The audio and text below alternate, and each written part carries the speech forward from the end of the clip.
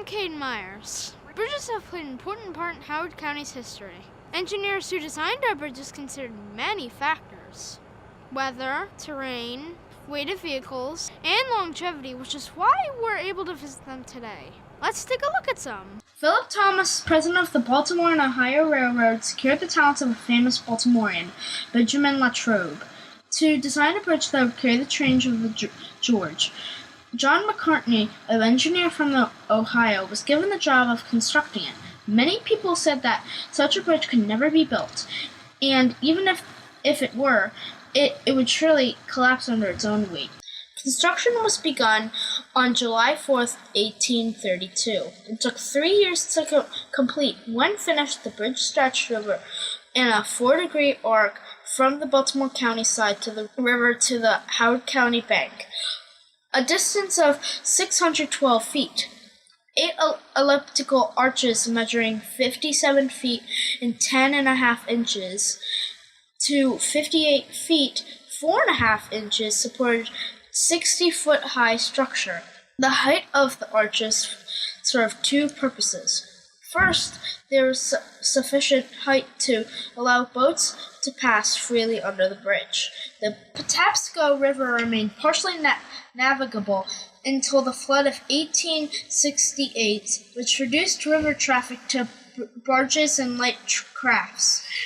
Second, the wide openings would permit flood and waters to rush through without destroying the bridge. The bridge was 26 feet wide, which allowed enough room for 2 tracks to be laid. Constructed of granite block quarried in Maryland, a total of 24,476 cubic yards of masonry were required for the structure.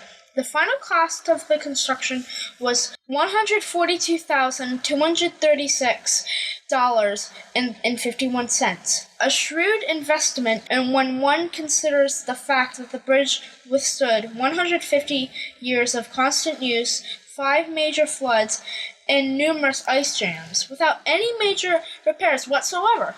The bridge was named the Thomas Viaduct in honor of Philip Thomas, the first president of the Baltimore and Ohio Railroad, and the man who initiated its construction. When construction was complete, McCartney erected his own monument at the north end of the bridge, listing his name and the names of government and railroad officials connected with the project. Like this bridge, the monument still stands today, which I got to see myself, but it has lots of graffiti. Yuck. And the Thomas Viaduct remains the only stone arch bridge built on a curve in the world. Just up the river from the Thomas Viaduct, this swinging bridge was located at the site of the Orange Grove flour mill on the Patapsco River. This 1920 scene was long after the fire of 1905, which destroyed the mill. Thus, the river was no longer used by the mill workers. The remains from the fire are still visible on the Baltimore County side of the river. The workers lived on the Howard County side and depended on the bridge to get to the mill. At times, the bridge was out of operation due to floods and ice flows, which could damage it. Even then, large companies were concerned about liability. The sign above the bridge reads, "All persons using this private footbridge do so at their own risk." Before the 1972 flood, the Orange Grove area of the Patapsco Park was one of the most popular system. The flood destroyed the road and the picnic area on the Howard County side. The area can be reached on foot today. 1869, Savage, Howard County. This is the world's only surviving example of the extinctive iron truss system pioneered by the engineer Wendell Bowman for the Baltimore and Ohio Railroad in 1850. An unusual blend of cast iron and wrought iron bracing gives the 2-span, 160-foot-long bridge a spiderweb look.